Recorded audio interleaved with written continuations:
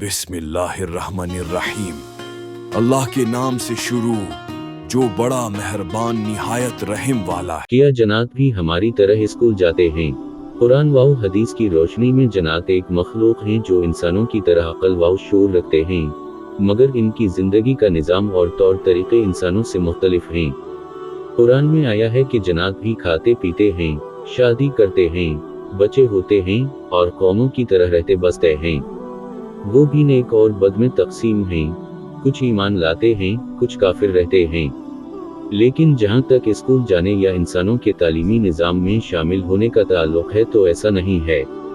जन्नत अपनी मखलूक के हिसाब से इल्म सीखते हैं, इनके यहाँ भी एक तरह के असातिज़ा और बड़ों से सीखने का निज़ाम होता है, लेकिन वो हमारे स्कूलों या कॉलेजों में नहीं आते।